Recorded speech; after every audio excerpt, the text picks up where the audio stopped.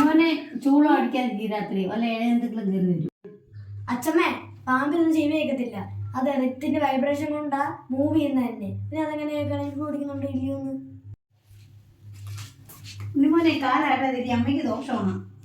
അച്ഛമ്മേ, അതിന് അമ്മയോട് ഇല്ലല്ലോ, പിന്നെ എങ്ങനെ കാലാട്ടം ദേഹത്തോളാനാ, എങ്ങനെ ദോഷം വരാനാ? ഉണ്ണി ഈ സന്ധ്യ നേരത്ത് കിടന്നുറങ്ങാതെ അവൾ കത്തിക്കുന്ന സമയത്ത് മൂച്ചായിട്ട് വരും. ഹൂസ് മുഷാട്ടാ? അച്ഛമ്മയുടെ ആരെങ്കിലും?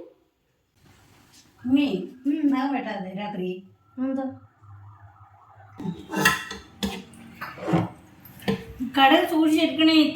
താഴെ വീണ വഴക്കുണ്ടാവും, വീട്ടിൽ വഴക്കുണ്ടാവും. അച്ഛമ്മേ, കടിയൻ അറിയാലോ, കടിയ തിന്നാൻ ആൾക്കാർ തറയാണ് നടക്കുന്നതെന്ന്. ചുമ്മാ അമ്മേ, ഈ കടയിൽ തറയെ വീഴുമ്പോ അതിന്റെ അളവ് പറയത്തില്ലേ? അപ്പം അച്ഛമ്മയ്ക്ക് അമ്മ വഴക്ക് പറയാനാ അച്ഛമ്മ ഇങ്ങനെയൊക്കെ പറയുന്നത്. ഇപ്പൊ ഈ പിള്ളേരോടൊന്നും ഒരു പറയാൻ പറ്റത്തില്ല. അമ്മേ, ഇത് ജനറേഷൻ വേറെ, ഇത് 2K കിഡ്സാ. അവരുടെ പ്രശ്നം എന്താ പറയുക, നമ്മൾ നോ എന്ന് പറഞ്ഞാൽ അവര് വൈകുന്നു. അപ്പൊ ആ വൈക്ക് നമുക്ക് കൃത്യമായിട്ട് ലോജിക്കുള്ള ഒരു ആൻസർ ഉണ്ടാവും. ഇല്ലെങ്കിൽ ഇവർ അംഗീകരിക്കത്തില്ല. പഴയ